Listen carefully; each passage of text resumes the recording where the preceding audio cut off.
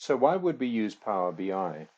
In front of you, there is a visualization based on some Excel data that has been imported for Power BI.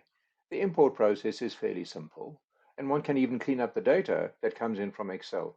That is, if the data is dirty, includes things like blank lines, data mixture, no field headers, those kinds of things and problems that occur with data input.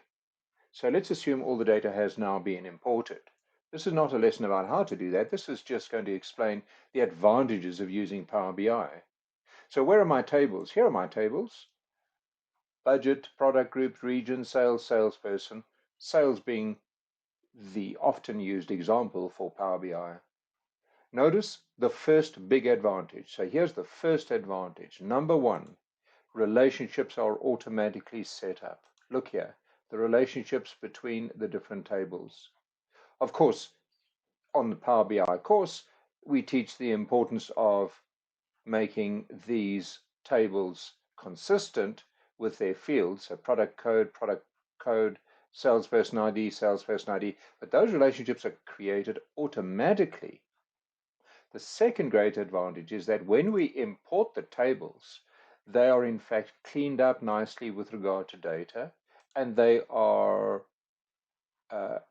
available in terms of transformation. One can transform the data. Here are all the tables, look. So that's the second main advantage. The first advantage was relationships. The second advantage is that data is cleaned up, or you are given a chance to transform data. Then the great advantage is, of course, that that data is now transformed into a tapestry, or what we call a visualization. So if one looks here, for example, one can drill down here, drill up, okay? You can look at your different graphs over here, and in looking at that, what one is able to do, if you can look at the different representations there, the budget versus sales amount is presented per year. As you click on the year, has different proportions on the drill down, which is at the top. Furthermore, the donut chart sees budget figure and sales amount, and the cards show the actual amounts. And here we have, of course, the slicers, which are basically advanced filters. Okay, all right. So that's the third main advantage of using Power BI. There are many other advantages, of course, and the last one I'll mention is that this can be published up to a common site where the group can look at the different results and can discuss them, can even work on them simultaneously. So there are huge advantages to Power BI. There is, of course, another visualization I have over here, which one would associate with a traditional pivot table.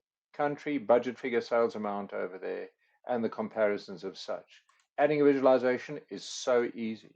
So one would just have to then add the donut, okay, then go and look at the sales, all right, over there, put in the sales amount, and then the budget over there, put in the budget figure, all right, and there we have the relationship.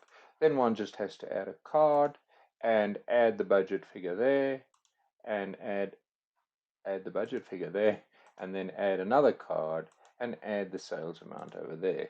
There we go, we've got the two. And then, of course, it's just a case of filtration. That's how easy it is to create a tapestry in Power BI. Hope you enjoy the course.